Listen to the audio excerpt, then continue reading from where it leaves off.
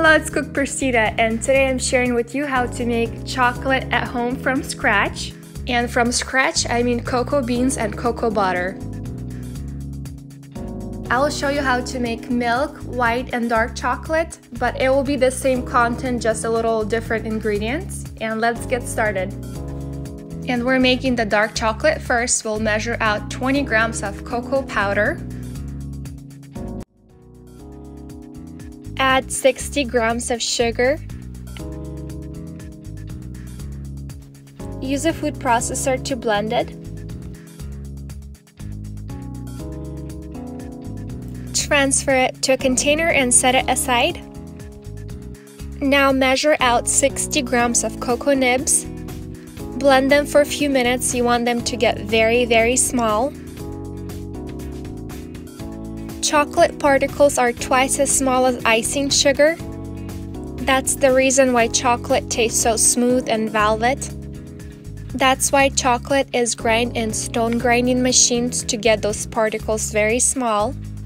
But those machines are pricey, so I'll be using the mortar and pestle to get the particles smaller. I'm adding cocoa nibs and I'll turn on the heat and blend them until the butter will start to melt. Cocoa beans contain about 50% of cocoa butter, and the butter will melt and turn into liquid, and that's what we see here.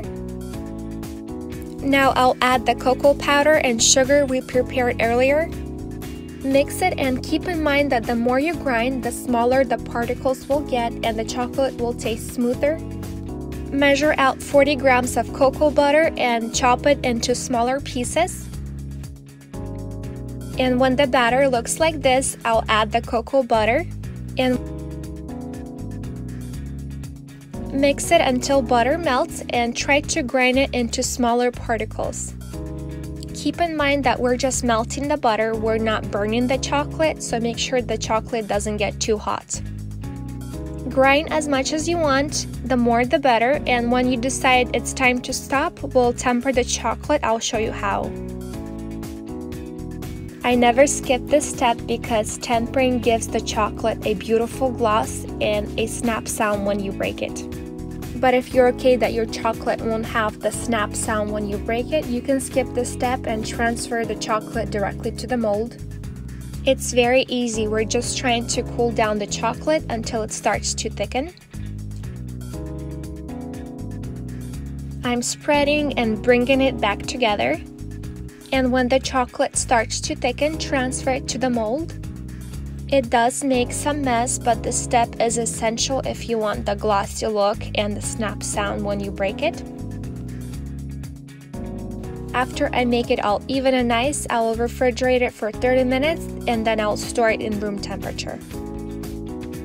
And now we'll make some milk chocolate. You'll need 20 grams of cocoa powder.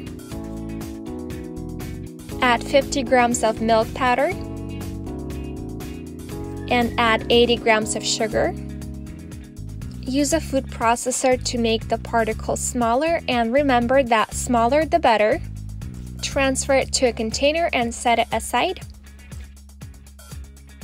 Measure out 40 grams of cocoa nibs. Use a food processor to grind them. And now get the mortar and pestle heated up and add the cocoa nibs. Grind them until the butter starts to melt. And then add the powder mixture we prepared earlier. Mix it very well, the more the better. Add 60 grams of cocoa butter and mix until butter starts to melt, and then mix until you desire to stop.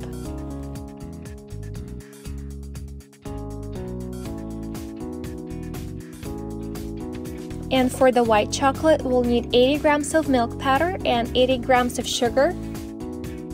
Use a food processor to make them very small. And then add that to the mortar and pestle and grind them as much as you want. The more you grind, the better your chocolate will taste.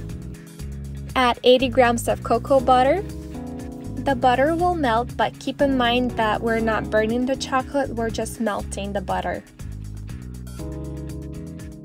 And look at this, this is so beautiful and smooth. You can temper the chocolate for the glossy look and the snap sound, or transfer to the mold directly. You can use a scraper to spread the chocolate in the mold, or give it a good shake and a tap. And then refrigerate it for 30 minutes, and then you can store it in room temperature. And this is our milk chocolate, looking very good. I did temper it, and I'll show you the snap sound later. And here we have our dark chocolate. I didn't temper this one, it still has the gloss, but it's not gonna have the snap sound. And here we have our beautiful white chocolate. Okay, let's hear the snap sound. Actually, very good. Homemade chocolate won't be as smooth, so don't expect it to be, but the chocolate flavor is so rich. And this is the real chocolate. And this is the dark and white chocolate that I didn't.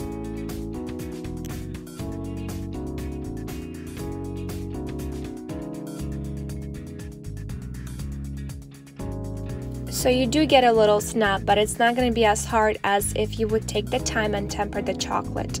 I like to store the chocolate in foil wrap to keep it fresh. And that's it. I hope you enjoyed this recipe. Share it with your friends. You can ask me questions in the comments below. And I post new recipes every week, so don't forget to subscribe.